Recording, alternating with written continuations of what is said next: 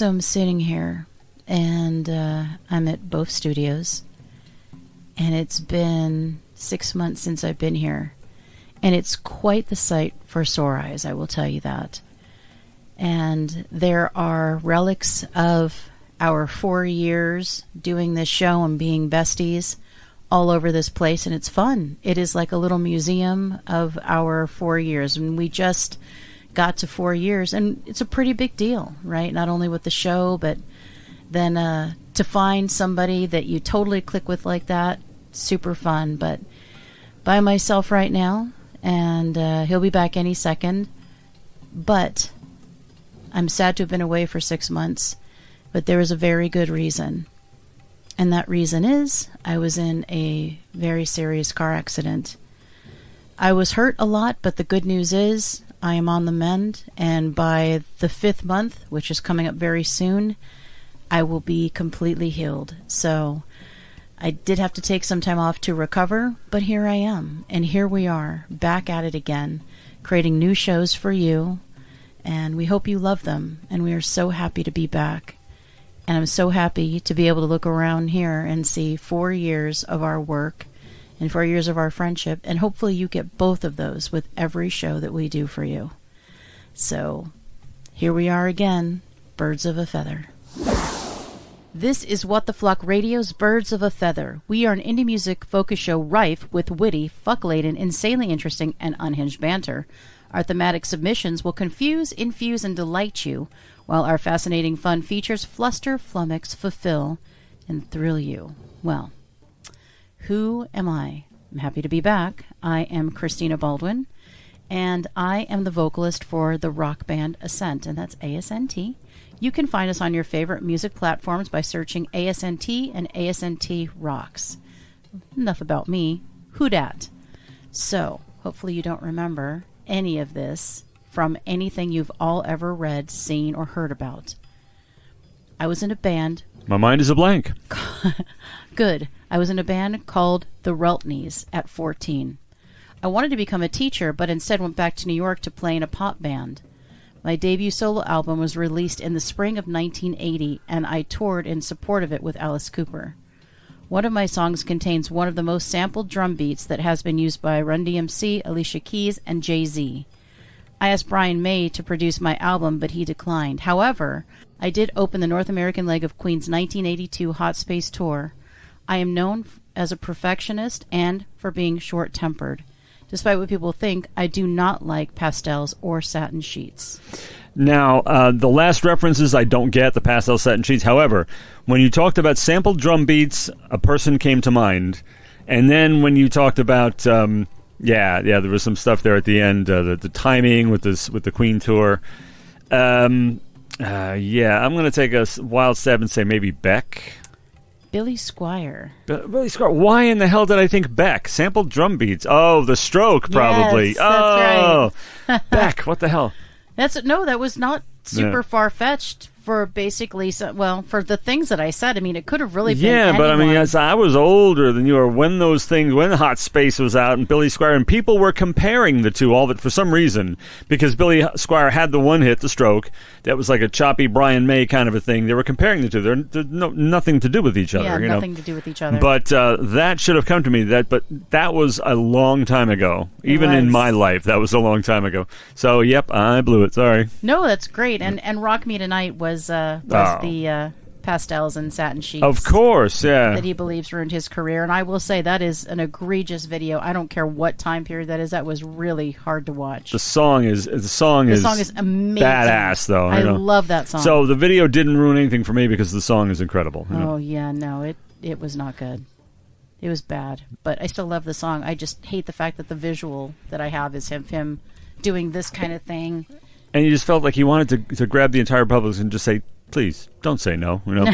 Oh, my God. All right, well, who are you? Enough about that. Me? Well, the same. I'm the same. Am I the same girl? No, I'm Professor P. Soup. And, as always, international rock legend, radiant savant, amateur wildlife photographer. And I'll tell you, a lot of rockers and rappers will diss you. But are they going to tell you they'll eat you with some fava beans and a nice Chianti? Or that they'll rope you and brand you like you're nothing but cattle? See, it's things like that you have to consider when making your music choices, because your time is finite. Choose wisely. Choose Professor Pea Soup. That's all I'm saying. Wow. And I just want to say hello to the new listeners. Now, we've been gone a while, so a number of things have happened, including we've gotten new listeners in, or viewers, as I like to call them. They see nothing. They see nothing. Well, they can look at they can see us in their mind's eyes. That's in right. Taiwan and Malaysia and Ukraine and Zambia. And you know what I'm going to do? I'm going to refrain from characterizations like Chupacabra and Hobbit. Oh, shit. When, Please do. Christina loves when I do that, of course. Yeah, I love it.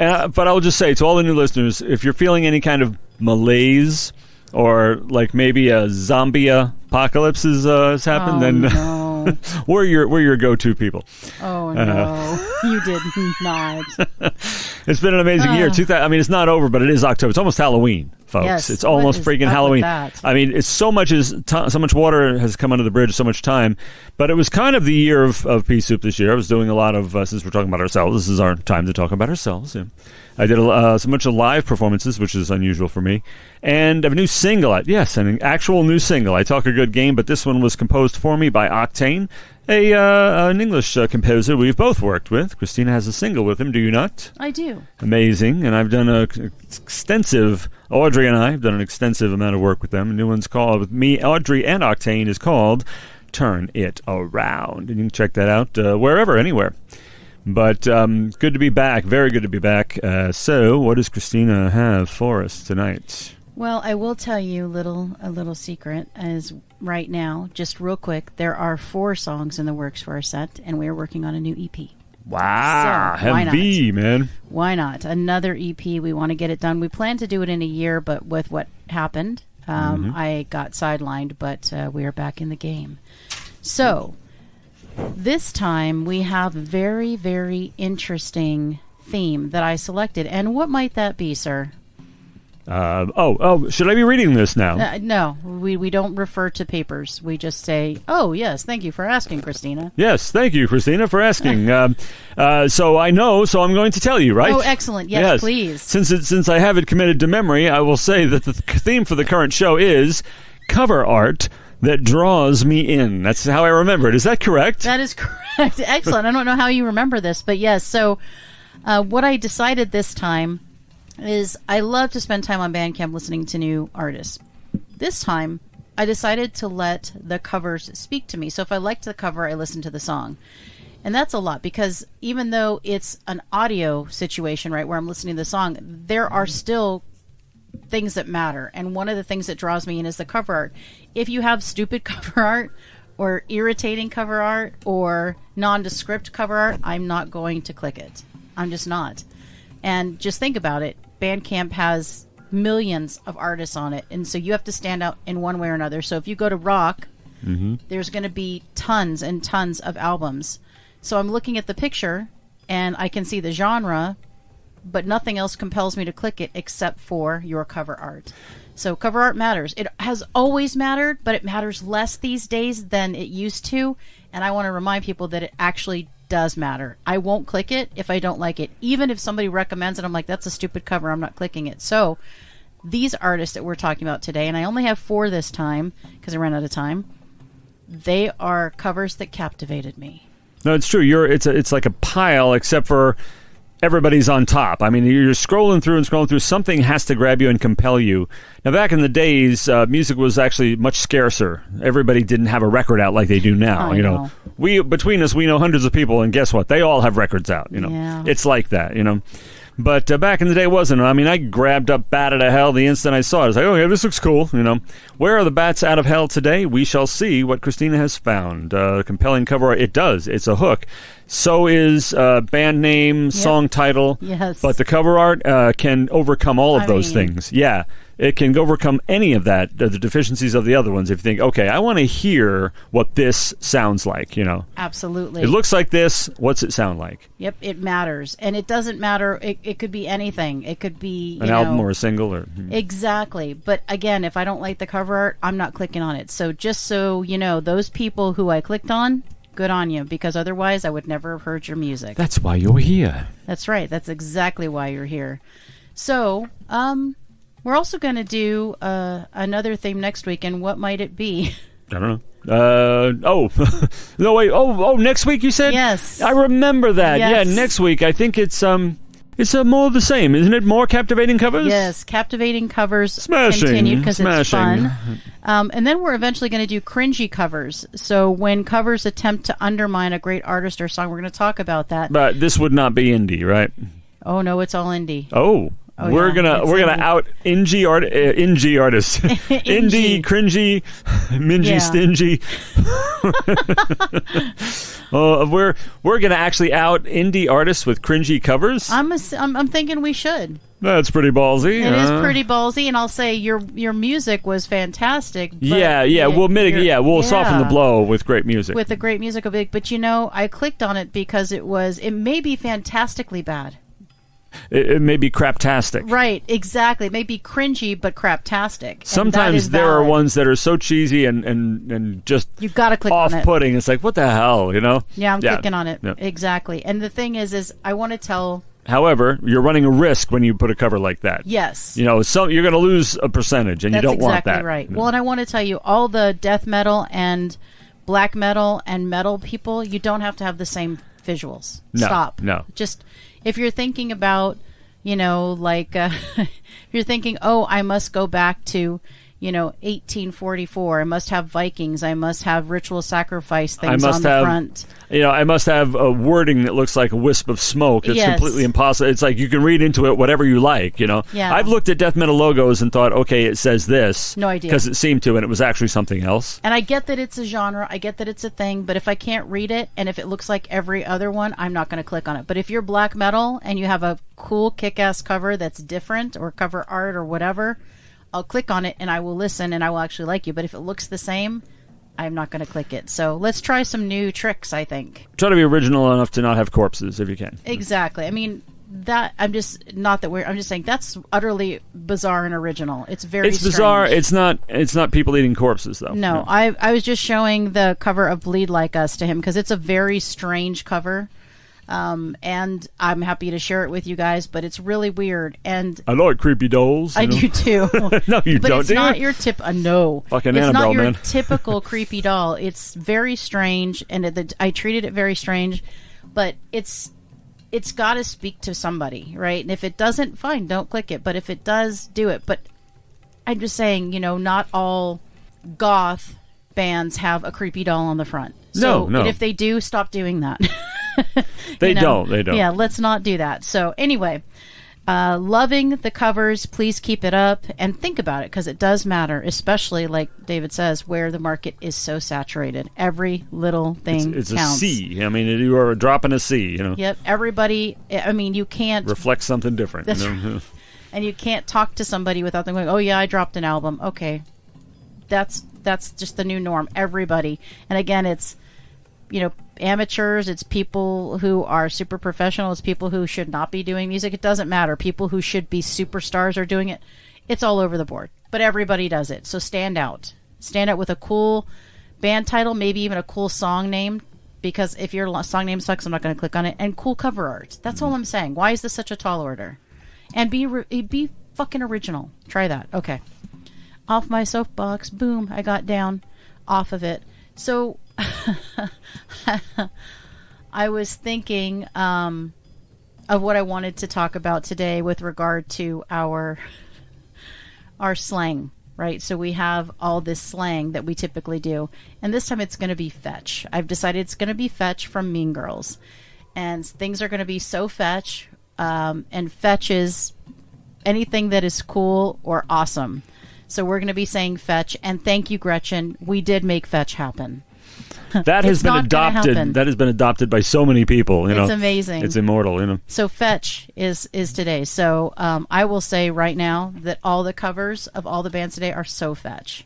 I guess so. If they won this particular show. That's exactly right. So now enough about all that shit, and on to you. Tell me, what is your little tidbit you're going to share with us today? So you're asking me to do a feature. See, as Chuck Berry said, that's too much monkey business for me to be involved in. So. Okay, ladies and gentlemen, then thank you so much. That'll be our show. We appreciate you being with us all this time, but apparently that's a wrap. All right, well, if it's going to be like that, well, I suppose I will do a feature. And this one is called... Oh, wait. I have to read the definition, don't I? I ought to. What I mean is I have to recite the feature bylaws. description, verbatim from memory. Yes. Then stand by one moment while I remember. You fucker. And the description of this feature, which of course I'm reciting right off the top of my head, and I really probably could because it's so short, is, for this feature, we weigh in on nonsensical, strange, crazy, or is there a problem over there? I was fucking drinking. I almost spewed all over you. As if I said something funny, you know. It fucking happens sometimes. It's an amazing experience to do a show with somebody who thinks every burbling nonsense that comes out of your mouth is comedy gold. You know, it's really delightful. You know, it makes it so easy for me. I'm just saying. I just try to block out of my mind what it must be like on your end, folks. But I just think about everything is like this room, you know, and everybody loves this shit. You know? It's not just what you say; it's how you fucking say it that just destroys my ass. I can't even drink a Monster without spewing. It was going to come out of my nose. It was going to not be attractive. Okay, then that's why I refrained, and that's why I'm refraining. Shall I continue? Do you need more Monster? I am not going to drink anymore. I can wait. Go right. No, go. Monster, and I can refrain? Go right the fuck ahead. Okay, well, from the top of my head, I would say that for this feature, I think, I don't know if I got through it last time. We weigh in on nonsensical, strange, crazy, or bullshit song lyrics. And that's one song, even though some people make a fucking career out of it. That's just one song, and in this case, probably a little unexpected. This one is evidently intended to be... Wait, when do I fucking say it? Oh, yeah. I'm doing the same lame-ass build-up thing, yeah. The same build-up I always do. Yeah, I'm going to do the same build-up with 5 minutes into the feature before I tell them what I'm doing, you know. My favorite part is this. I'm gonna give you... so for this feature... Wait. All right, so for this feature, we're going to... Wait. It's the best. It just kills me. Making fun of an old man because he can't see. That's terrible. No, I love the weight. It's the weight. You don't have to say. Seriously, you can just be like, blah, blah, blah. Do you ever watch anybody playing any kind of guitar online, and if they do anything wrong, there's one word always, wait. That's the best. I love the word wait. It is the best. You're like, well, no. You're in the middle of it, blah, blah, blah, and it's going well. And you've said everything, wait. And I'm like... Never after I've said everything right. You never think you say everything right, so it's arresting. You're like, wait. I'm like, oh. And then when it comes to the editing time, it's like, oh, yeah, I got it the first time. Yeah, the first time. That shit happens. It does. You redid it like 14 times, and it was great the first time. I got it right the first time. The first take. You know? have like 4 good takes. Yeah. It's just crazy. I do that with my music, too. A lot of times it's just like, you know what, I redid it, but the first one was somehow the best. And if anybody doesn't get it, if anyone thinks it's sloppy or it's my timing sucks, it's just because they're not sophisticated enough to appreciate the avant-gardeness of my playing, of course, as we've established. I fucking love that you say that because we do like 800 takes of everything. Yep. And we're still like, well, I hope it doesn't suck as bad as we think it might. Well, your stuff is considerably less avant-garde than mine, which means it isn't sloppy and out of time, you know. Oh my God. But I did say Hawkwood lyrics, and I read the description. Well, this one, evidently, and I'll do the usual build-up, or half the feature's gone before I tell you what it is. This one is evidently intended to be a paean of praise to a certain female, but for my money, it falls out of the Hawkwood tree, hitting every branch on the way down. And then it stumbles into the street, and it's run over by the Hawkwood bus. That's some serious shit. Now, I always say you can't go back and read, old books and watch old movies and listen to old songs with the touchy-feely sensitivity and hair trigger offensibility we're taught today. You'll have a tough time if you do, But this one should have always had people cringing. Great singer, even great song lyrics aside, Sir Tom Jones and She's a Lady... Legitimate Bond tie here. I mentioned in passing. He sang the theme, Thunderball. Whoa. Oh, sorry. Yes. So we look back at this cringe fest, and this is a really fun one to play what if and what about with. Well, she's all you'd ever want. She's the kind I'd like to flaunt and take to dinner. Oh, one of those. Yeah, one of those deals. Okay. Okay. Well, let me see. So, there's a kind you like to float and take to dinner. And what about the other kind? You hide them in order to take out, I suppose? You know? What the... You don't want to be seen with them, is it? I guess they know their place. Did I just say their place? Oh. Where would I get an appalling, revoltingly sexist idea like that? From this fucking song lyric. That's where. Shit. In fact, the very next line is, well, she always knows her place. She's got style. She's got grace. She's a winner. But damn it, you can't help sing the thing. No, it's so good. It's such a good song. It's such a good song. I don't know that I ever considered the lyrics, but now I'm going to be very sad. I am so sorry to have done this to all of you. It's like I just told you. It's like I told everybody there was no Santa Claus. Yeah. You know? Oh my God, there's no Santa Claus? Hypothetically. Just use an example. But what about when the tooth fairy comes? That's fine too. No aspersions on that at all. Okay, thank you. Everything will be fine then. Thank you. But really, exactly what is her place, sir? Can we just for a minute forget what a lady she is? You, sir, are just a prince. Okay? Oh my goodness. I mean, it's amazing. I mean, leaving her on her own. Wow. That's really going above and beyond. It is. That's the next line. Wow. So he let her off her leash for a little while?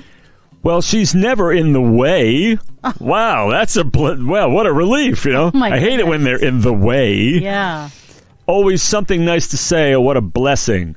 I can leave her on her own. Oh. Wow. That's real love right there. Yeah. Knowing she's okay alone and there's no messing. She's at least 18. Yeah. He can leave her alone. Yeah, he can leave her alone and there's no messing.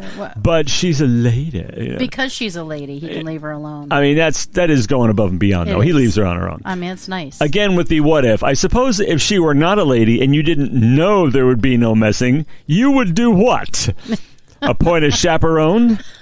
Possibly resort to the old chastity belt? Oh, fuck. I mean, seriously. What is happening? Now, the really interesting part, and I had forgotten this, was that who wrote this tacky classic? None other than Mr. Paul Anka himself. Interestingly, he re-recorded Sexist motherfucker? Yeah. He recorded it in 2013, re-recorded it as a duet, reworking the first verse because he didn't like its chauvinistic sentiments. No kidding. He wrote. Yeah, that he wrote. Okay, that would be fine. Now, there's a rewrite I can get behind, or so I thought until I listened to it. The verse orders are rearranged, but the part about her in her place is still firmly intact. In her place is in her home. Yeah, yeah. The line that was changed was the relatively benign, help me build a mountain from a little pile of clay. That was almost redemptive. That kind of saves the song, you know. Why would you change that one? Yeah, that's offensive. That's a good line, you know. Which was changed to help me build a mountain from my sad and lonely day. First of all, okay, that's a metaphor fail, okay? You build mountains out of clay, not days, you know. No. Day is you can't build with a day, okay. You can't build with day. And what's wrong with clay? Why did he dump clay from the song? It makes sense. It is a metaphor win, and this is a metaphor fail. You know? Rome wasn't built in a day, and neither was it built from a day. You know, so this is makes no sense. You know? The other change. It's fucking catchy. It is catchy, though. And Tom Jones is a fucking killer singer. Absolutely. And the rest of my escape mental patient notes, the canned narrative, has to do with the rest of the lyric, which means I better read it first, huh? Okay. Yeah. Okay. Well, she never asks for very much, and I don't refuse her. Always treat her with respect. I never would abuse her. What, you need to say that? he says, I have to say that I treat her with respect. Yeah. I don't think you did. Yeah, yeah. I mean, you leave her alone, I guess that's respectful. I mean, I could do anything. I could abuse her, but I don't. See how good I am? Amazing. You know? Amazing guy. You know, it's just like what Chris Rock said. It's like, the guy said, I ain't never been to jail. He's like, you're not supposed to go to jail. Yeah. Really, that's not the normal. That's not the norm. Yeah. And, wait. And wait. Okay. Wait. I like it. Wait. And the only other change is she knows what I'm about and she can take what I dish out, and that's not easy. Yeah, it's not good. This is not a good scenario. This is not. This is not his dating song. He's like, hey, ladies, listen to this song. This is what I'm about. I'm not cherry picking. It's all one big cherry pie, you know. That was changed to, she knows what love's about. She can turn me inside out, and that's not easy. Okay, take what I dish out was turned into turn me inside out. A little better. I mean, not great though. So it's not easy to turn you on either. I don't know. You seem like too much work. Yeah, you're kind of high maintenance, dude. I'm sorry if he's on Tinder. I'm swiping. Yeah. I gotta go. This is this is probably in heavy rotation in the little village of Stepford, I imagine. Yeah. Where all the Stepford husbands nod their heads in agreement as to how well it captures their wives, the famous Stepford wives. And I'm also guessing this is probably Sean Connery's favorite song, too. Oh, come on. Everybody knows he's a chauvinist. All right. Well, he's dead now. But, so. yeah, he's dead. But anyway, I just thought I'd have a little fun with that song. Don't give it a second thought, of course. Of course, yeah. Just because we're influencers doesn't mean I want to influence you to not like the song. Not at all. No. Wow. That is a revelation. A sad one, but it is. It's true. I have literally yodeled that song a million times and never, ever, ever, ever thought of all those words. So fuck. Song rocks, though. I'm sorry, man. Such a good song. Hell yeah. God damn it. So now you just fucked everything up for me, but that's okay. Nah. That's all right. We'll get over it. So wow. Tom will triumph in the end. That's true. And Mr. Anka can hold his head up high. I don't know about that part. Yeah. And they called it puppy love. You know what I'm saying? And they call it puppy love. Is there a worse song? Oh, no. All right. So this leads us to our first band. I'm so excited. The name of this artist is Mayfly. The song is Sad That You're a Fantasy. And that's You're a Fantasy. And I will say that this song is so fetch. They are electropop and singer-songwriter. And they are from Canada. What's that about? So let's go ahead and listen to Mayfly.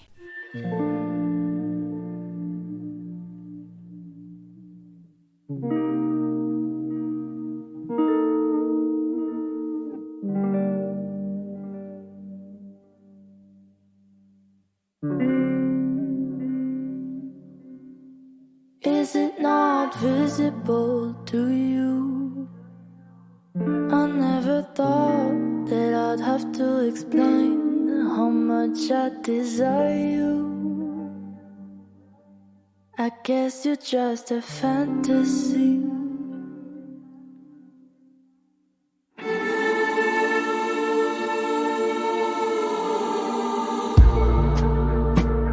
When I'm tired of sleeping alone,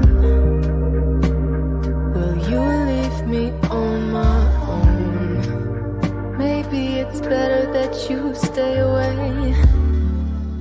I'll think some nice things of you as I lay down, down, down, down.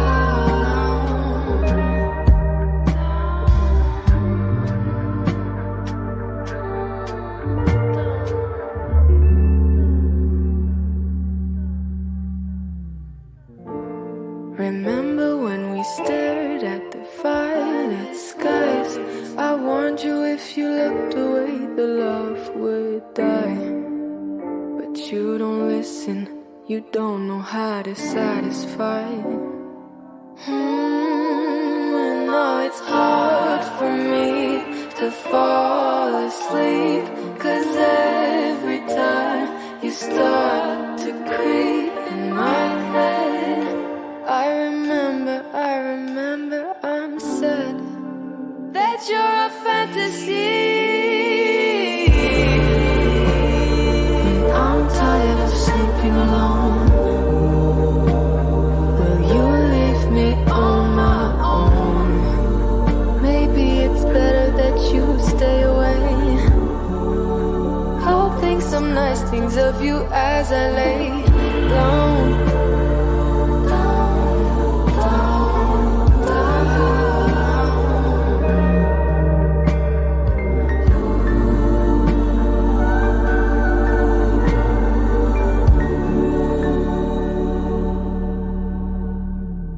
T'es ma sur mes hanches, fais-moi confiance, je te guiderai. Sous les couvertures, sous les les couvertures. Okay, so we just listened to Mayfly and their song, which is Sad That You Are, or You're a Fantasy. But before we get to the song, let's talk about the cover art, which is what inspired me to click.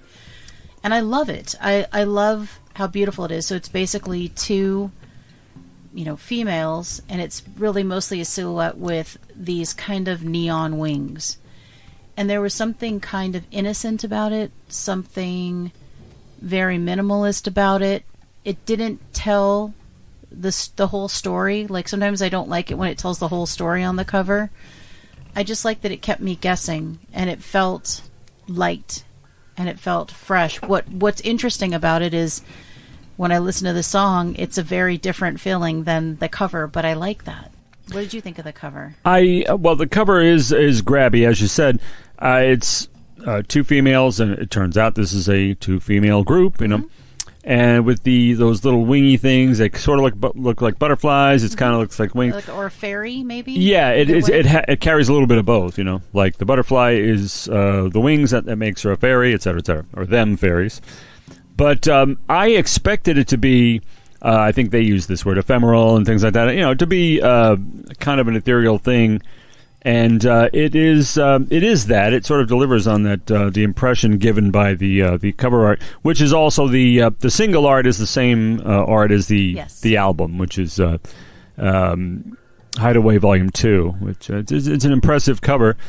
And it is that ever popular dark cabaret sound that people just love nowadays, I thought Garbage first. I'm thinking more like Billie Eilish, afterwards. But I mean that kind of thing. A little bit of the self-proclaimed plastic soul influence, like a Bowie kind of an influence thing. But it is very, very contemporary, more so, in fact. And French. I mean, Tish, you spoke French, I loved this tune for a few reasons. First of all, I thought it was like bluesy and sultry and slinky, and I liked it. Even though I think the lyrics are pretty sad, right? Because you don't want to sleep alone. But I love that it's just these two beautiful voices, very soulful voices, very. I think they sound powerful, though vulnerable, which I like that combination. It's not really easy. I think I hear like this. I don't know, this like sadness, but there's a resolve in it, which I really like. So I feel like it was both soft and hard, and I really liked the combo, and the French at the end just adds something to it. I mean, they're Canadian. That is certainly their native tongue, and how beautiful to hear that at the end. What they said, I'll never know, but it was really beautiful, and I actually really like this band. They're super fetch, and I am totally going to just jump in. But again, without that cover art, I would never have clicked them. Yeah, and it's exactly what you said. There's an acceptance, and it's kind of like that sad thing and everything, but it doesn't lose. It looks forward and has a hopeful bent to it also. Yes.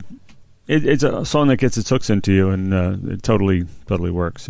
Yeah, and it takes me somewhere that I really want to be. Just this kind of I don't know, I guess introspective, kind of relaxed place. I don't know. It's just beautiful. So if you want to hear more Mayfly, you can find them on Facebook at We Are Mayfly, and that's Mayfly.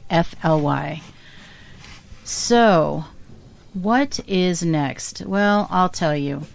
What we're going to do is we are actually going to do that very, very, very special little thing that we like to do called Various Songbirds, which I always fail at miserably, but that's fine. And for this feature, we name lines from songs and try to stump each other in a head-to-head battle.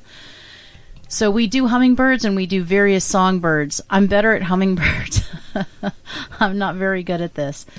David is very good at this.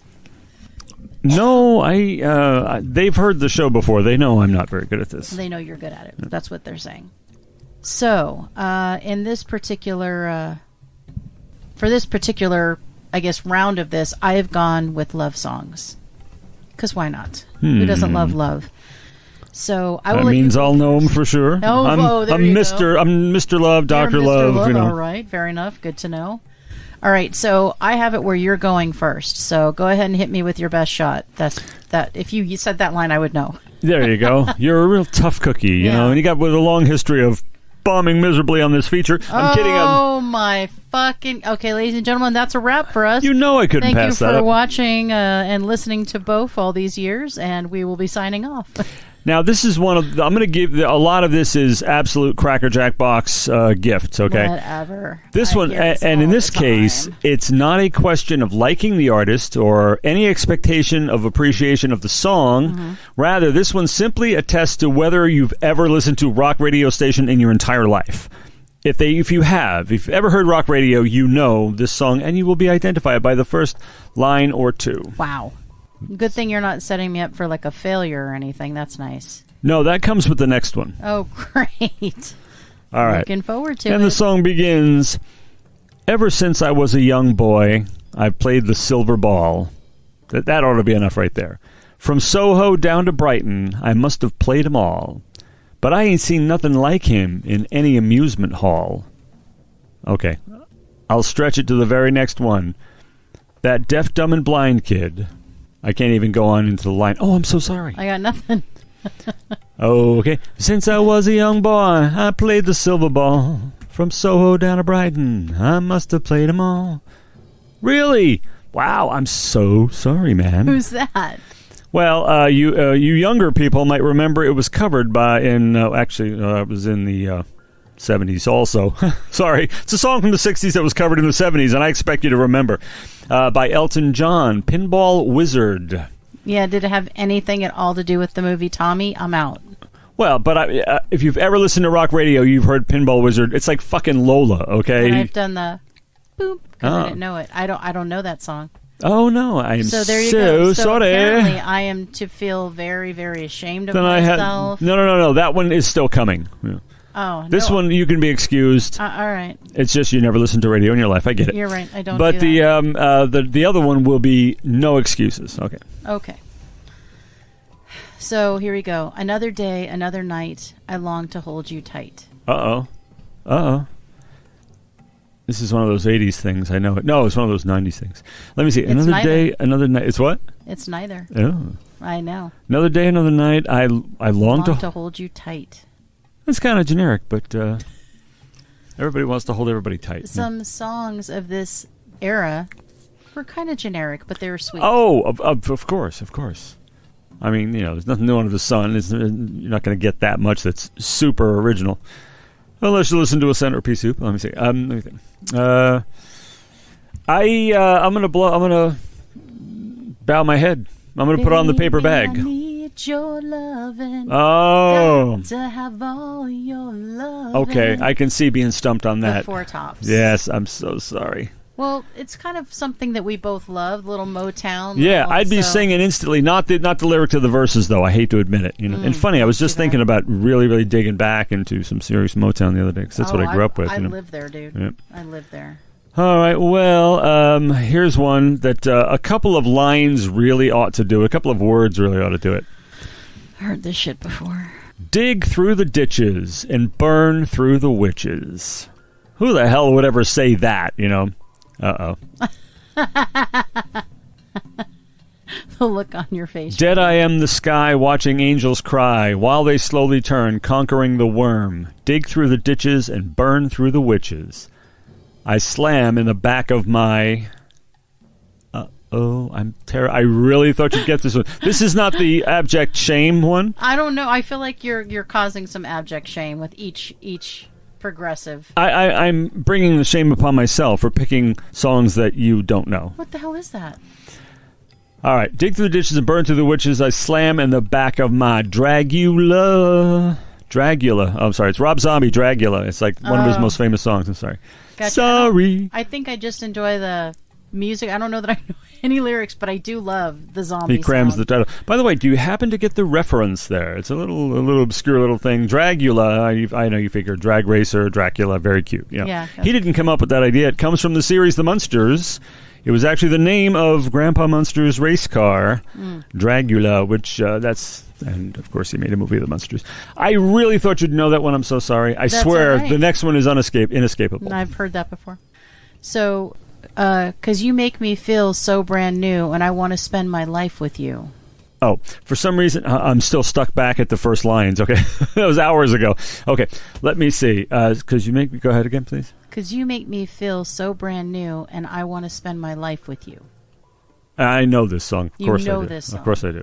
I don't know why I'm hearing Daryl Hall, even though he probably had nothing to do with it. He had nothing to do with it. nothing, Just look at me right now. Not Hall. I got Hall notes on the brain. But it's not like something he wouldn't sing. No. They would. That's the kind of song they do. So I get it. Feel brand new. I'm lost. Going down in flames tonight. You make me feel so brand new. I mean, despite the fact that we're pulverizing each other in this contest, I think let's stay together. You know what I'm saying? Let's stay together. Mr. Al Green, if I'm not mistaken. Yeah, I love this song. So yes, Al Green, let's stay together. Okay, well, we're really crashing and burning. We're kicking each other's asses. Yeah. All right, then I have really little hope for this one. Great. I'll just get that out there right now. Perfect. Oh no, now I'm questioning the lyric to see if it's right. Great. Okay, I'm assuming this is... Actually, I've seen some absolutely ridiculous, disastrous lyrics online that you can know that's not what they're saying. But all you've got in this... Fuck. All you've got is this moment. The 21st century is yesterday. Oh, yeah. You can care all you want. Everyone does. Yeah, that's okay. If the century's yesterday, it's in excess. It's in excess. Care all you want. Everybody does, that's okay. So slide over here. Give me a moment. You're one of my kind. One of my kind. One of my kind. Oh no. It's oh. Fuck. I know this song. I see the video in my mind's eye because David. It's in the lyric, yeah. It's right there. After you're one of my... I Need You Tonight. Need You Tonight. Need You Tonight, yes, by NXS. God, I just fucking pulled that out of my ass. Okay, that one was... I was pretty sure. This night, the really, I know you'll get it one is coming up, but go ahead. I'm a huge NXS fan. Yes. So Michael Hutchins, great group. And fucking beautiful. I knew that would get in there, but I mean, he was. It's true. Seriously. And that hair, I can't. Yeah, he was like one of those Morrison-level hair idols, And the wonder of it all is that you just don't realize how much I love you. The wonder of it all. That hooks me. You know this. The wonder of it all is what? What's the wonder of it all? The wonder of it all is that you just don't realize how much I love you. I'll start singing it the instant you tell me what it is. I know. It's going to be crazy. I'm picturing something somewhere in the 80s police vein. Put me out of my misery. By which I mean increase my misery. Wonderful Tonight, Eric Clapton. What? Wait, what's the line again? And the wonder of it all is that you just don't realize how much I love you. Yeah, that's the line that sticks in my head the least. Yes, okay. It's strange, I know. But a million lines from that song could have hooked me. And I don't even really like it. I'm already tired of hearing it long years ago. Wow. It's like a couple of notches. It's a love song. I know, but it's on a couple of rungs above Lola, as far as it's just played too much, Okay. I love Clapton. Okay. Now here's the one. That didn't sound like it. Here's the one that the Cracker Jack box one. Let me see. This is. He was something to observe. Came in close, I heard a voice. Oh, he was something to observe. Standing, stretching every nerve. I had to listen. Had no choice. What was I supposed to do? Could not the information. My heart going boom, boom, boom. Come to take you down. Salisbury Hill. Salisbury Hill by who was this fellow who did this? Peter Gabriel. Should be a little fresh in your memory, having seen him recently. Fuck yeah! Amazing show. If you have a chance to see it, please go see it. It's of course it must have been she graced me with some clips. Peter Gabriel, dude. Oh. All right, here's the last one. Then I have a little story about this one. Touch me once and you'll know it's true. I never wanted anyone like this. Oh, we got that one. Okay, finally, we're going to get somewhere. It sounds, the attitude of this woman seems to be saying, if I could condense her whole approach in a nutshell, I would say, I'm crazy for you. That would be crazy for you. Madonna, classic This ballad. Song. I would just sing this song over and over again when I was much younger. I still sing it in the car if you let me. But I just so was boy crazy at that time, and I was just like, I would sing it to all the guys that I had crushes on and think about them. Just glad I was too old by this point. Oh, I loved this song. And I mean, now I listen to it, I'm like, it's pretty cheesy, but at the time it seemed like a great love song. But anyway. It is a great ballad. Madonna kills those ballads. She really does. I mean, Live to Tell. I mean, those are just amazing songs, you know. Yeah. I love Live to Tell. Live to Tell. Yeah. So anyway, you got one, which doesn't make sense because you know the Four Tops, you know Al Green, and you know Eric Clapton. So that made no sense to me. So all I got was you got Madonna's Crazy Madonna. for You. Yeah. So Oh yeah, it saved me I from only being got completely one, right? shut out. I think you got Salisbury Hill and you got Need You Tonight. Oh, Need You Tonight. Yeah, you got two. So you got two. Yeah, I got two. All right, so I'm not a complete QL, failure. not a complete loser. Mostly, but not completely. I fell on the sword to spare her this time. Whatever. Fucking A. All right, so that leads us to another artist. And this particular artist is called Velvet Moth. And the song is Transhuman. They are psych, electro, stoner rock, proto-pop punk. So this is so fun. They're from Australia. And again, the cover is what drew me in. So we're going to take a look and a listen.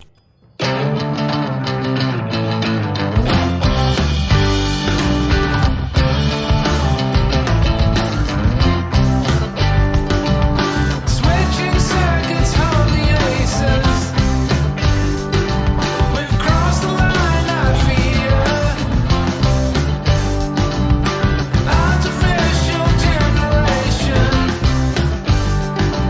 is evidently real.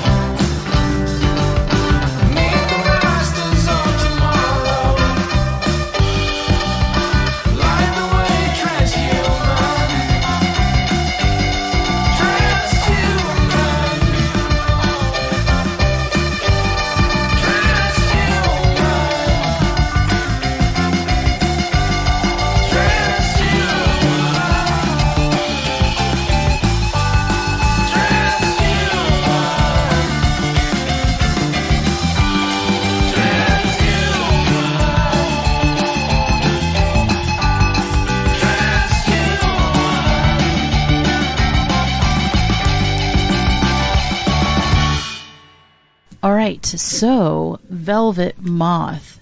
Well, what I really liked about this cover, I like symmetry, and I like it when things look a certain way. So I saw it, and it was, to me, very striking, but also kind of simple. Again, I know you're thinking, well, the first one was kind of simple, but this one is more intricate because it's basically 3 moths, and they're kind of in a, a triangle-y sort of thing, a soft triangle, if you will. But the little drawings of each are pretty ornate, and they're really nice, but they're line drawings, so I liked that too, that it wasn't all colorful. It was just very clean.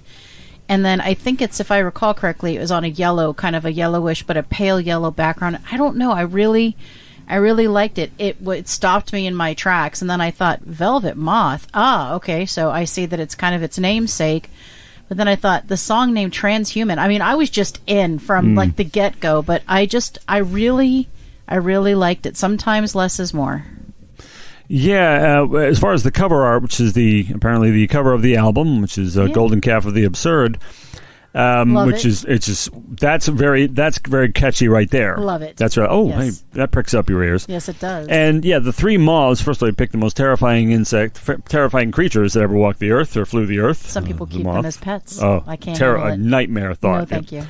But they're facing inward in a very definite pattern, and there are symbols in between them. Yes, which I also liked. They're sort of scientific, but it's scientific via, like, Renaissance kind of scientific. Yes. They look like something Leonardo da Vinci would have drawn. Which I loved about which it. was very intriguing. So if you think about the Da Vinci, right? The Da Vinci, the man. That's what I'm saying. Kind of His what it scientific felt like, right? drawings, it sort of looked like. That's what I think probably what drew me in. Yeah. That was the impression that I got. Love it. The music, when the music starts, it is, you'd have to be wandering lost in a Gata de Vida not to consider, to think Iron Butterfly when hearing this and not hearing 60s rock, because it's definitely very psychedelic and I think opens. It was a little Skinner, too, though. Yeah, it has some, really earthy guitar riffs and everything leading into it, but it doesn't stay that way. It you can see that science permeates everything in it. The themes, the music, it really captures that. But it also has a retro thing. It captures that lava lamp miniskirt kind of 60s deal. I love it. I mean, it's raw, it's rocking, but it still has a dreamy quality to it that you would expect from all that music of that era, right from The Who to the Yardbirds, everyone. But it's got that acid guitar just slinking right through the whole thing. However, everything is mechanized and modernized, and but yet there's this sort of an Eastern Magi kind of a sound flowing through it. But ultimately, especially with that bridge, I think. Yeah, the bridge. Did it. Yes. But it finally seems to resolve in favor of the new world, the mechanized New World Order, which we hear about in the lyric, and then you kind of get drawn into this nightmare. Sort of new, Brave New World type thing, but then the rockin' part comes back, right? And it kind of like almost has this crescendo of just automation, and people are becoming automatons, and it's or automatons. I've been saying, people say it wrong, I say it right. Automatons. It's just like it's chaotic, but it's like you hear there's clarity in the chaos. I don't know. I liked it. Yeah, it was chaotic, yeah. and I liked it, and then we went right back down to what sounds a little Schoolhouse Rock to me. Do you know Schoolhouse Rock? Sure. It's a little bit, that voice is a little Schoolhouse Rocky to me. I mean, I know what function conjunction junction performs. Excellent. Yes, so you. But it's it's a powerful song. It invokes a lot of classic prog stuff like Emerson, Lake and Palmer, Carnival 9, but also it's 80s dance, contemporary. It's very moody. It's just a beautiful, powerful track. I love how moody it is, and I do love the vocals. I love what his voice is giving. It's definitely kind of a throwback voice, but it's a little, I don't know what I call like a vocal, a singing vocal fry. It sounds like a little bit of that, but that's just his natural voice. But I just love it. I love it. It grooves. It feels like something the Monkees could have done. I don't know. I was just all about it. I love it. I want more from this band, and I actually have gone back and listened to a little bit more, and it just gets better if that's possible. But if you want to hear more, you can find them on Facebook at Velvet Moth, MOTH, Band. Makes me shiver just to think, Thank you, Australia. We certainly appreciate that. Well, I will tell you that it is time for you to do your next feature. How exciting. So no features for you tonight. This is interesting. Okay. No, I have one. Oh, you have one. Okay. Coming right up. All right. Well. And I did introduce Various, so... Okay, so basically more monkey business, right? Okay. I mean, I don't know if it's about monkeys. If it is, then yes. That's their business. Monkey it up. That's their business. That is their business. All right. Well, I'll see what we can find here. I mean, remember. And how about these songs Christina's picking once again? And see, that's what's great about my job on the show. People probably send in crap, but Christina screens it all out, and I never have to hear it. So that's good. I'm sorry. All right, and this monkey business feature is called That Took Gulls. And for this feature, we discuss ballsy, bold, and groundbreaking moves made by artists. For example, in videos, lyrics, and subjects. Record labels, producers, etc. Something that was taking a little risk, rocking the boat there, not taking the path of least resistance, the safe route, and we'll see what happened as a result. And time again, I have proclaimed this man a genius, a true Renaissance man, pound for pound, the most abundantly gifted artist of our lifetimes. Wow. But he also had gulls. David Bowie was the big kahuna of glam and glitter and androgyny while being as eclectic as a good rock and roller should be, ranging between poignant ballads and hard-driving rockers, but this legend didn't really pull a major chameleon number until 1974 and 75, right in the middle of the extravaganza tour for his masterpiece Diamond Dogs album. He decided to go soul.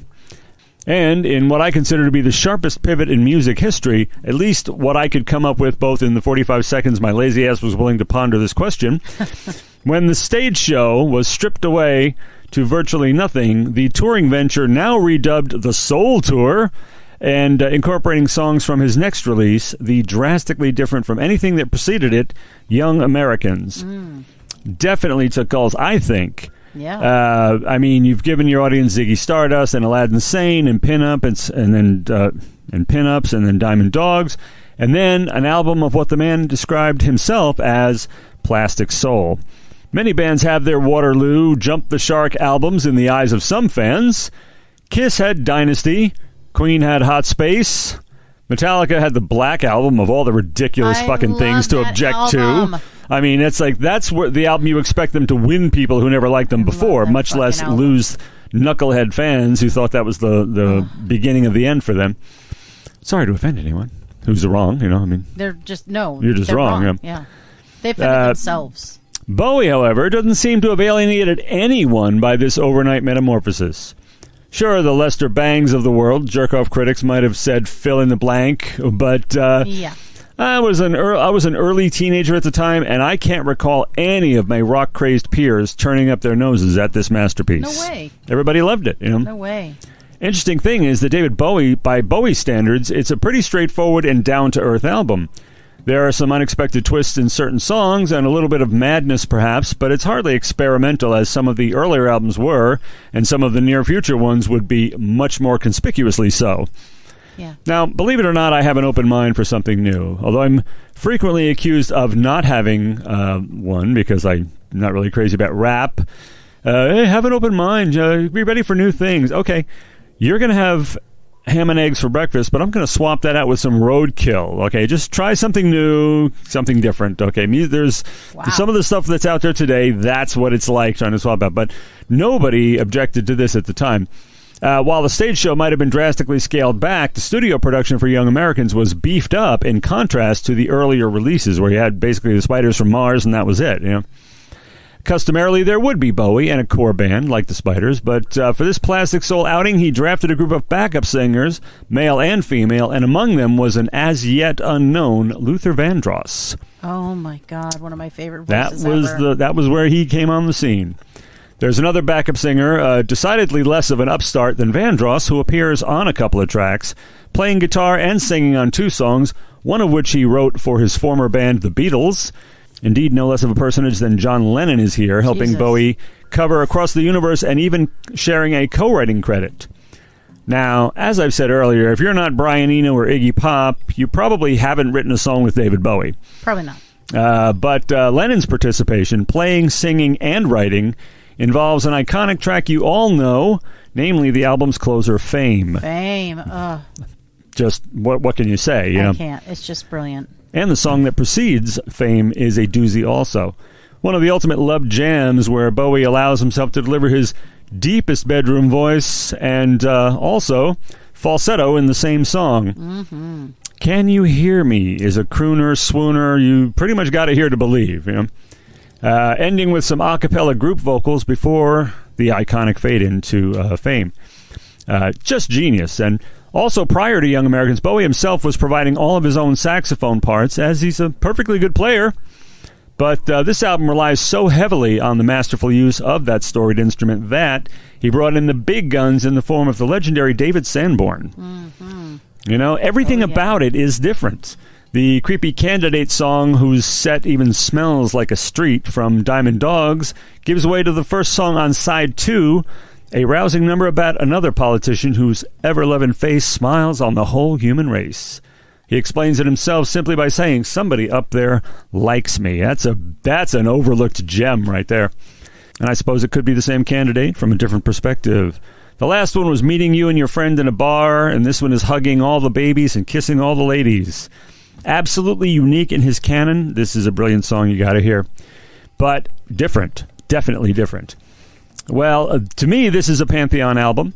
From the singable, perennial favorite title track, Young Americans, to a positively revelatory series of songs with one title, Win, a favorite of mine, of course, Right, Fascination, which is a wicked funk, heart-tugging swoon and croon classics, to the eternal groove of Fame. And since the fans rolled with that, this new direction took an outside-the-box electronic and experimental bent in an evolution that was truly stunning to watch in real time later on.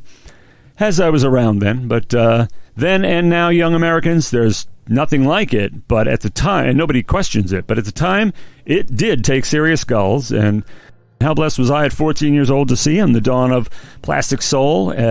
This tragic generation, however, has just got plastic, no soul, none. When it comes to plastic, though, Drake really delivers. But chalk one up for Mr. Bowie. He swung and he hit a homer. So great move, great album, great career pivot that totally took goals. I think it's interesting that it's seen as such a departure from what he did, because there's so much soul in all of his music. That's true. And he is very grounded in soul. And so, you know, that album doesn't surprise me as much as I think it did the people at the time, and maybe it was because they weren't ready for him to do it, but I just don't feel like it's that big of a departure, although it did take a lot of balls to not just stay with the formula that worked 100%, and he never did that really.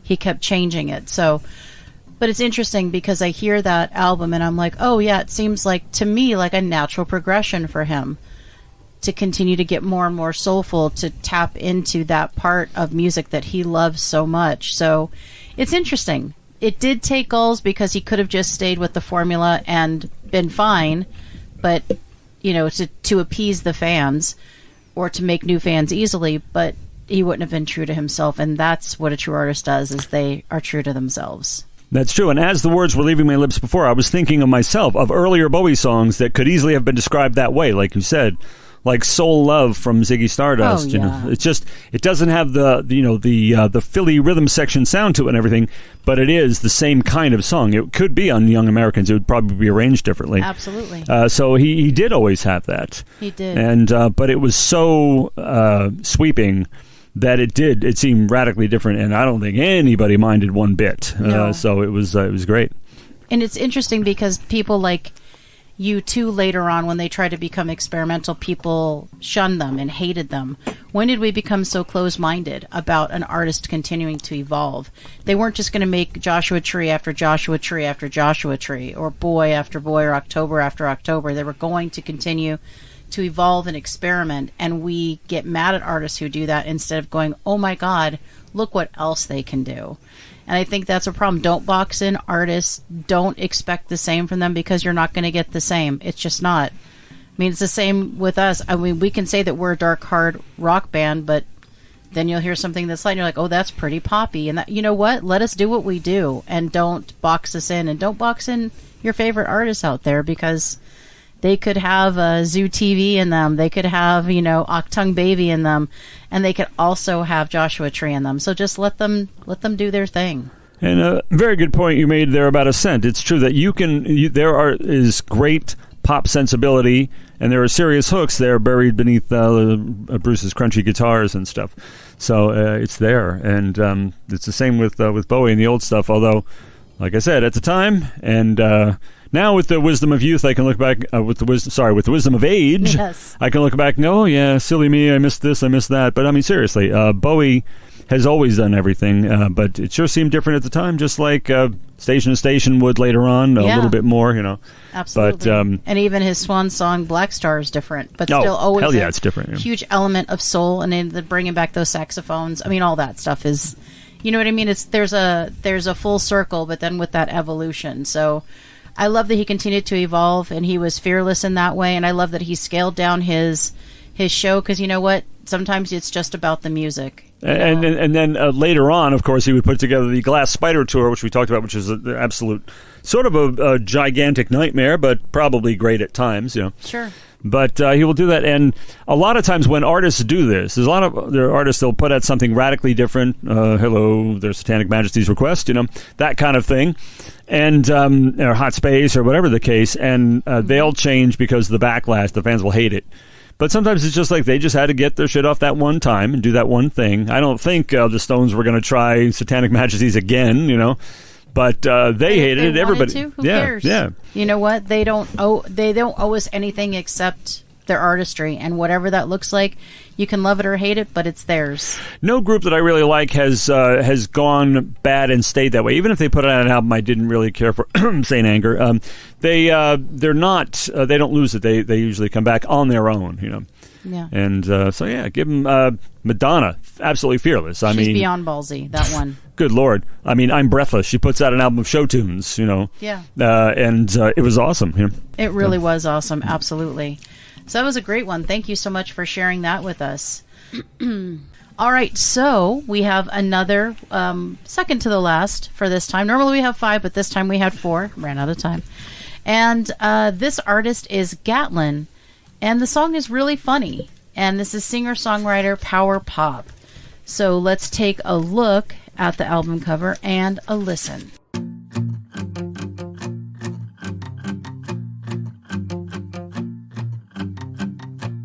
Why'd you have to go and break my heart again? Like it's our favorite inside joking. I start laughing, 'cause it's really funny that I thought this time I had changed the wires in your brain. Isn't that insane?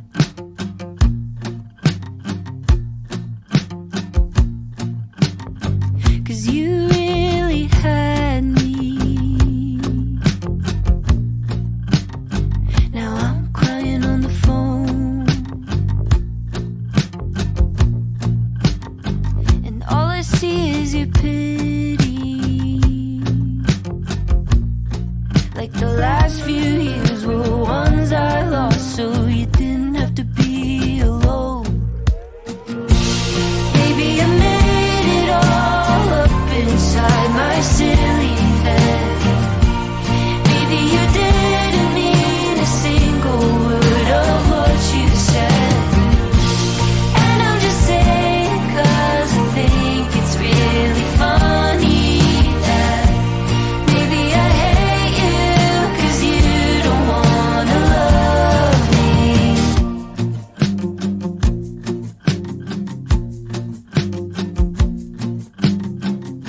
'Cause we were happy, so you had to go and get tacky and move to Florida. Who the fuck moves to Florida? You only go there to retire and wait for heaven. Have you given up at 27?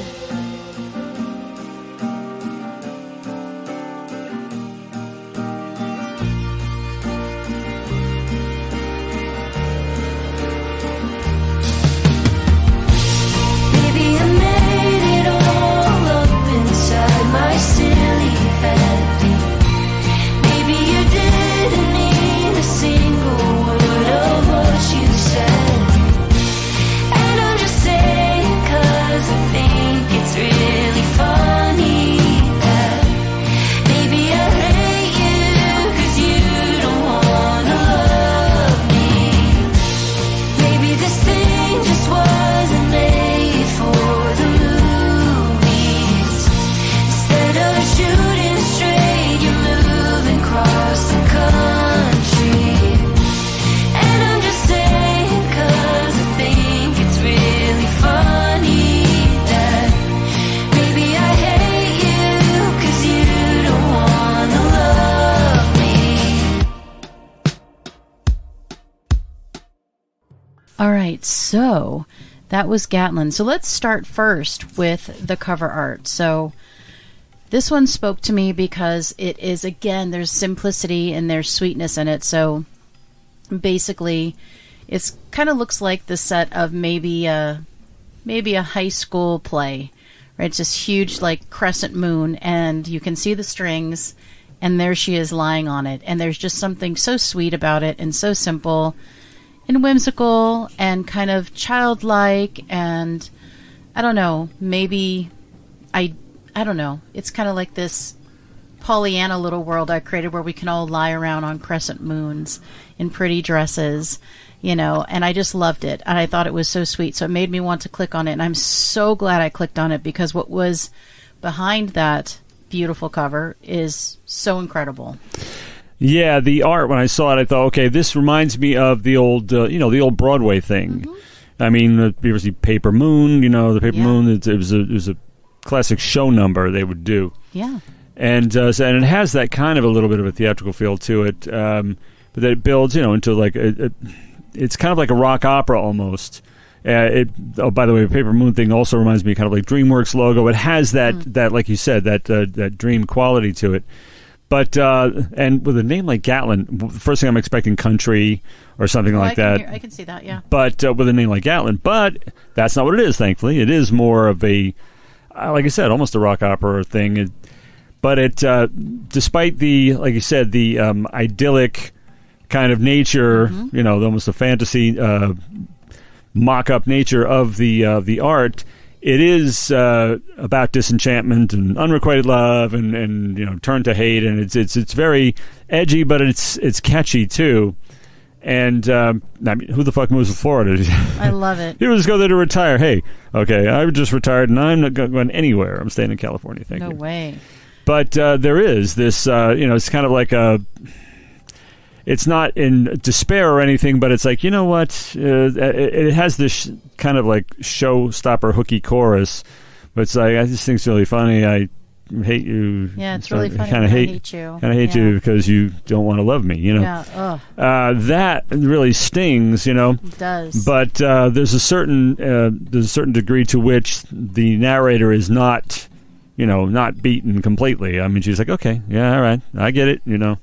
And it's strong, but it's poignant too. It's a very beautiful song. It really is. I love how her voice breaks. I just think it breaks beautifully. And there's something about those natural breaks. Not all of us have those pretty breaks in our voice. Some of us have to manufacture them or work on them.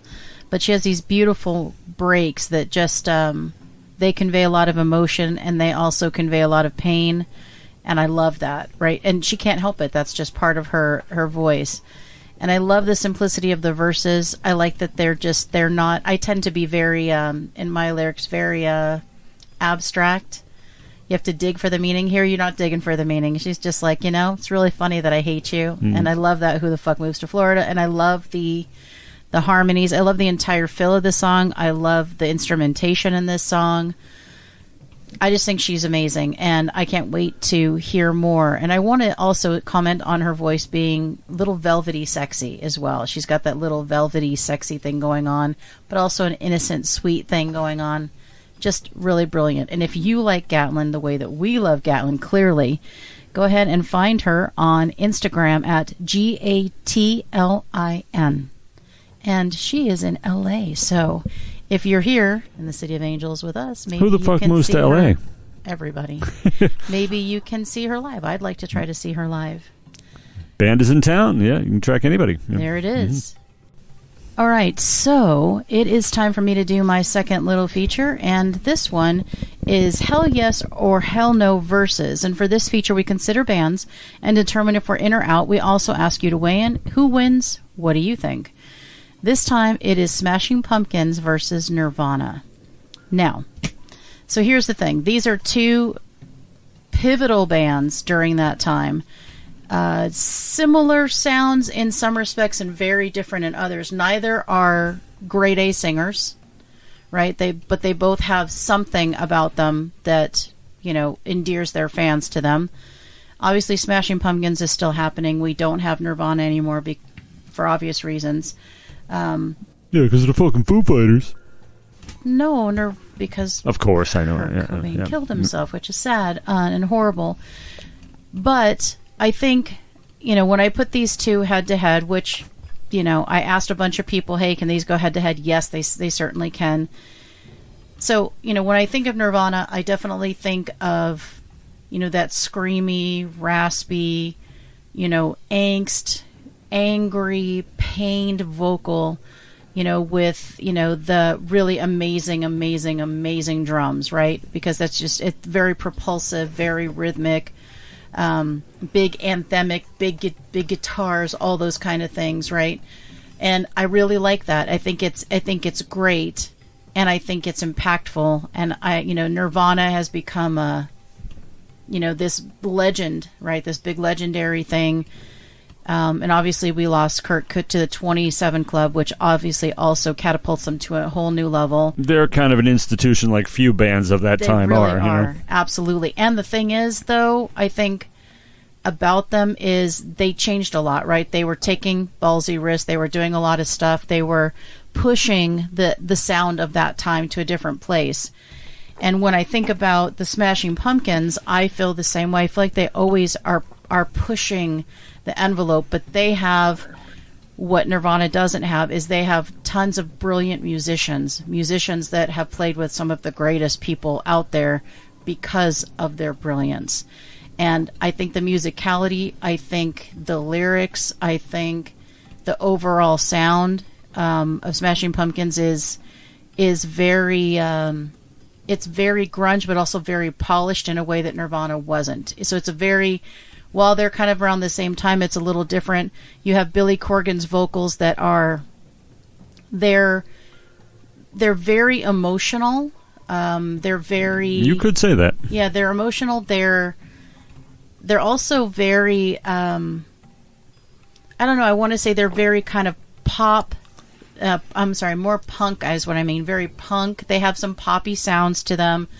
They have some grungy sounds. So I feel like there's a lot of emotion in there. So both of those singers have a lot of emotion that they bring to the band.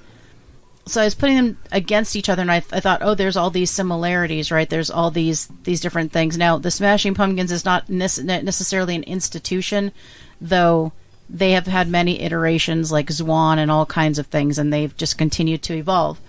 So when I think about these two bands and I look at them individually and I look at them against each other, to me there's a clear winner. And the reason there's a clear winner is because of the musicality, because of the complexity, because of the different albums with different and an evolution. I hear the evolution like we were talking about with Bowie. I'm hearing that evolution where I didn't hear with the other band. And though neither have vocals that I love, they just don't. I'm more of a melodic girl. I do think that Billy Corgan is more melodic than Kurt Cobain was. So for me, probably, more than any Nirvana fan would want to hear, I give it to the Smashing Pumpkins for those reasons. When you listen to them, the contrast is there. They're both great bands, but if I pit them against each other, there's a clear winner to me. So that's what I have to say. What are your thoughts? Because I know you're a Nirvana fan. Well, yeah, that would have started as a disadvantage because, I'm much more familiar with Nirvana. I have a lot of their records, so I'm a big Nirvana fan. However, but hearing more of the Smashing Pumpkins as I have, somehow I almost completely missed them, apart from a couple of the really well-known ones. And I won't mention who covered one of them, but she's like, don't say it. No, but honestly, there's a decidedly higher level of musicality, and even, Nirvana does ballads and they do screamy, hardcore like punky type stuff. You get your, uplifting, stirring, moshing, pogoing, crazy stuff like Stay Away, but you also get these moody things like Heart-Shaped Box, so Nirvana has a lot of range and everything, but you don't get, it's true, you don't get the different types of vocals that you get from Billy Corgan from Cobain. I mean, Billy Corgan does have, maybe you can say he's not the greatest vocalist, but he can come at you with this, desperate, heartbroken type thing, but he can also snarl in a real punky kind of way, and he can have all kinds of attitude too. And that's not really something you get to the same degree as Cobain. As much as I love Cobain, as much as I love Nirvana, so I'm kind of seeing why people would give an edge to Smashing Pumpkins, because you do get more in a way, Yeah, I feel like the one thing, I didn't mean to interrupt you. The one thing with Kurt Cobain is I feel like he's got that one note, and it's a really fucking good one note. But had he been around longer, we may have heard more of what he had. But I mean, for what he did, that one note was such a strong and influential one note. I think maybe it's because I have all those I'm grounded in prog. I want more from music. Yeah, and you definitely get that from the Pumpkins. And as I've always said, and as even Dave Grohl says, lying at the core of all this, the Nirvana screaming and everything, there are beautiful melodies. Oh, yeah. You can strip them down and make them acoustic. You can play them. You can do like a Tori Amos and play them on piano and sing them like she does Smells Like Teen Spirit. We do Smells Like Teen Spirit. And yes. It's very different. Very version. different, yes. And I do think they're beautiful, haunting, stirring melodies, but they're and a lot of that, it's kind of like the growling of today, right? When singers are growling in songs, that's them expressing that angst. He was kind of that, he did that screamy thing. That was where his emotion came from. That's where his pain came from. That's where it was all wrapped up in that kind of angry sort of, I think. His voice didn't naturally break that way. That was an affect, but I liked it. It worked. So I just think, while I think his one note, again, for the short time we had him, was very strong, I just want more. And I know that there's 2-4 chords, right, to that, and there's just so much more. I appreciate the complexity, and I appreciate the musicality, I appreciate the talent, I appreciate the melodies, and I appreciate Billy Corgan's vocals. At first, I remember I didn't like them, but they're so emotive, and they're so evocative, and they're painful, they're angry, they're all these things. So he takes you on a very serious ride, and he is melodic, but it's just not, it's not what you expect to hear. But I wouldn't want to hear someone croon those songs either. Yeah. Right? I wouldn't want to hear someone croon Nirvana songs necessarily either. So I think they both had different affects and different things that they did really well. Not necessarily my cup of tea out of the gate, but boy, do I ever love both of them. Yeah, I can totally see why someone would, and I'm thinking like, God, I really gotta. I mean, this Melancholy and the Infinite Sadness I've been hearing about for so long. I just have to stop and listen to the damn thing. And Siamese Dream is incredible too. There's so many. Yep. And there's a lot more to Nirvana. A lot of people just dismiss Nirvana completely, which is a mistake. Which doesn't make Big sense. Mistake. Yeah. But I can understand where there'd be, and not, you wouldn't have to be a snob at all to prefer Smashing Pumpkins, because that's really impressive stuff too. Yeah, and it's not a betrayal of Nirvana, because they are what they did well. And again, they had a small window. I wish we had a longer window, but they had a small window. But what they did was amazing, and it is historic, and they're legends for sure, and they always will be. But again, we have Billy here continuing. They just put out a new album, and it's completely different. It's just like... See, I thought I broke up a few years ago. They did. Oh, no. Then they came back? There's been many iterations of the Pumpkins. But they're back now with most of the originals, except Darcy. Darcy's not going to come back because it didn't go well. Apparently, Billy Corgan, I know it's just shocking, very, very moody and demanding. No. So, yeah, very moody and demanding. He's the only member I'm familiar with. Yeah. Of course, being lead singer. The guitarist has played with A Perfect Circle and stuff like that. I mean, just brilliant. He's insane. But yeah, so it sounds like, we're both giving it to the Pumpkins in this one. So I'd be interested to know what you out there think, whether you give it to Pumpkins or you give it to Nirvana, whether it's for the reasons that we said or your own reasons. I definitely want to know. But yeah, for the verses, Pumpkins are winning. So we're going to Germany for Rowena. This is our last artist of this particular show. The song is Hopeless Valentine. They are indie pop singer-songwriter. So let's take a look at both the cover art and the artist.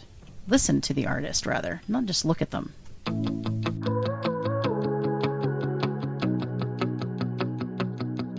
Here we go again, you think by now I'd know better. Locked in my head, romanticizing forever.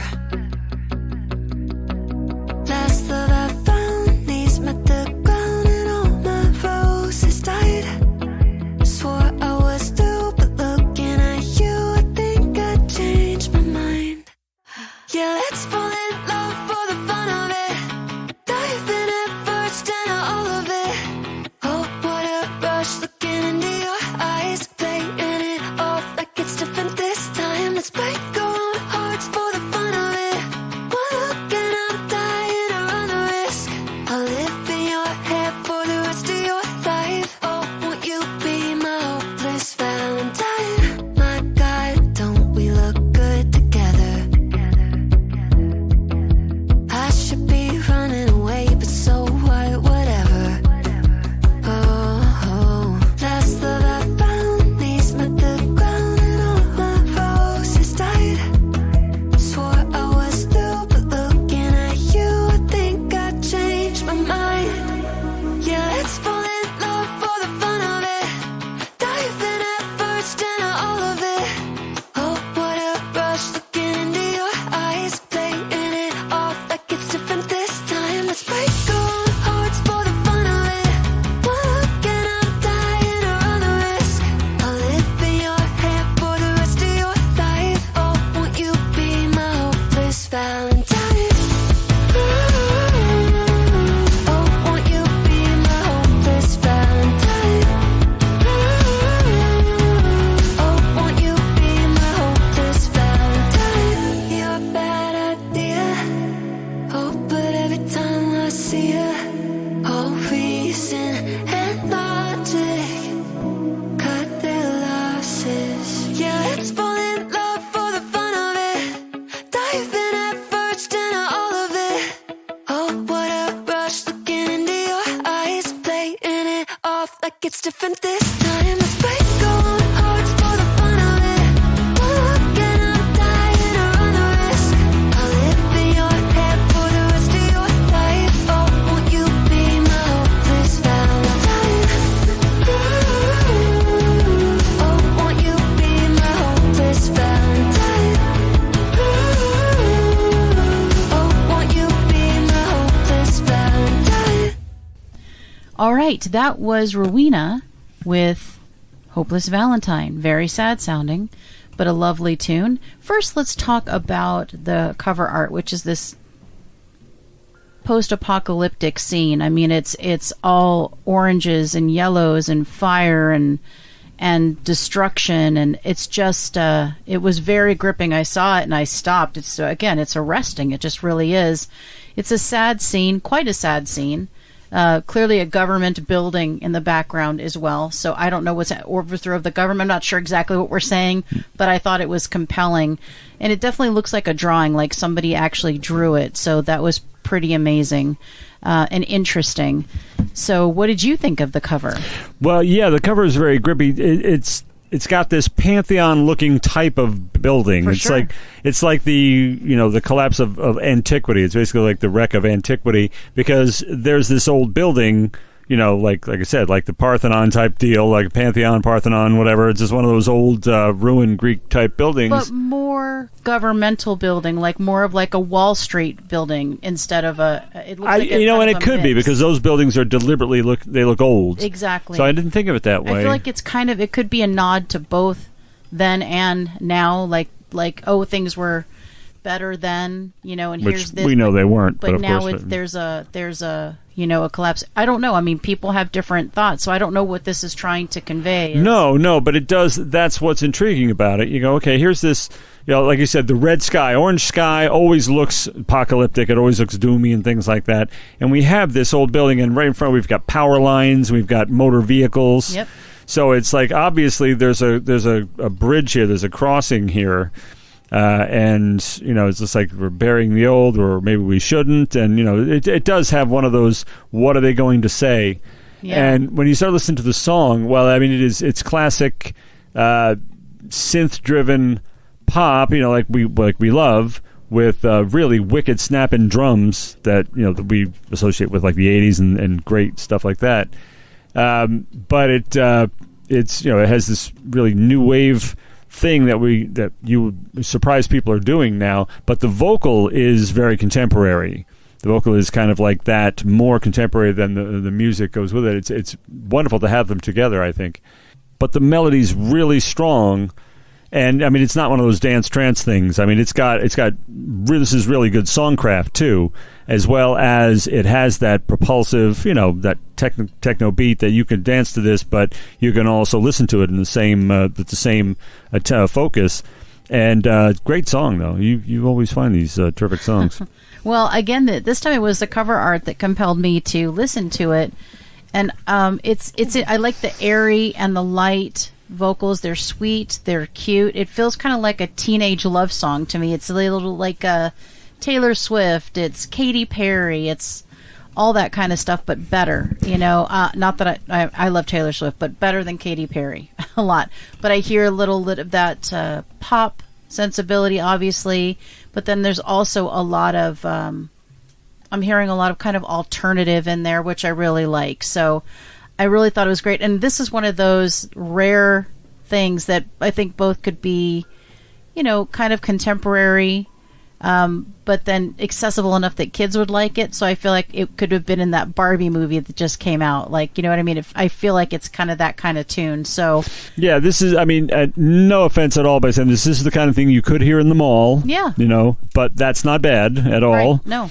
But also in a club, in the mall, in a Barbie movie, in your car.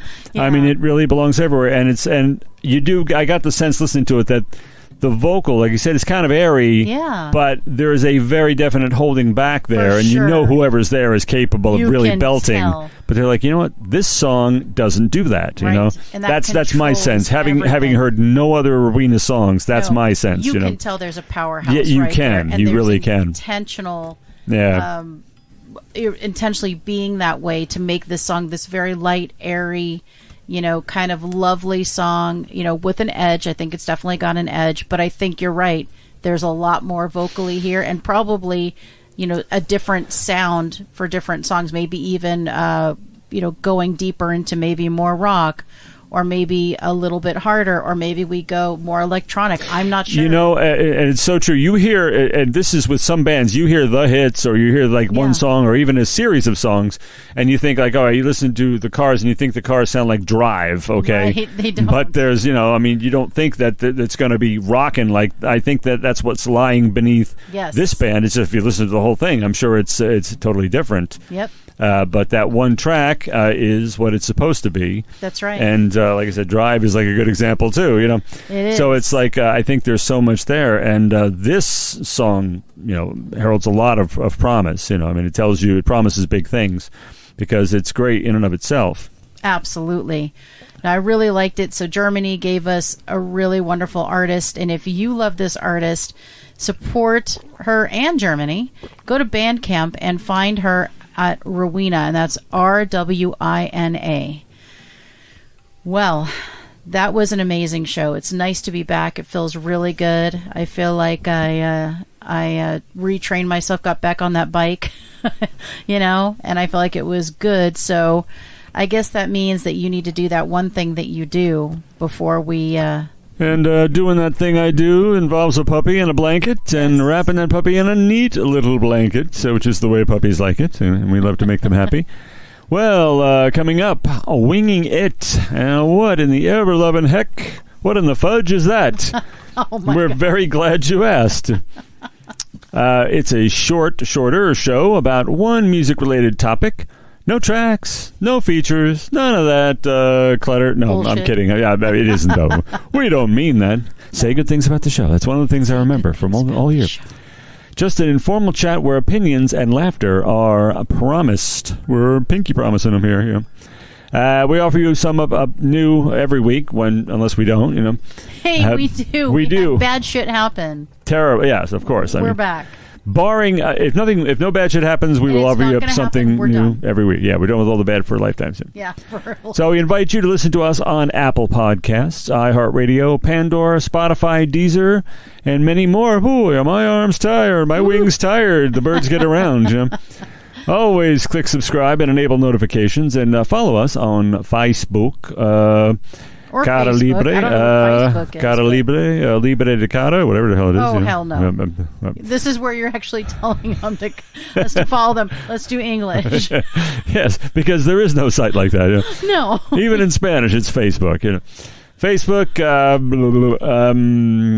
Yeah, that other thing. What the fuck? It's called Instagram. That's right, Instagram. There's a lot of verbiage here. We're a lot everywhere. a lot of canned narrative here. Facebook, Instagram at BOAF on Air, BOAF on Air. This is where we advertise our new themes.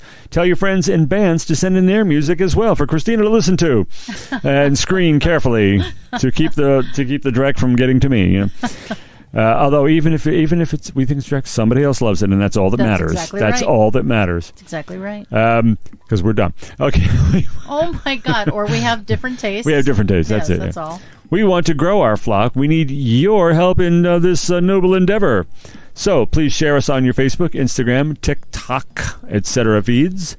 Share your boys with the world. And now comes the part where you do that thing you do, which is to say... Let's get the flock out of here.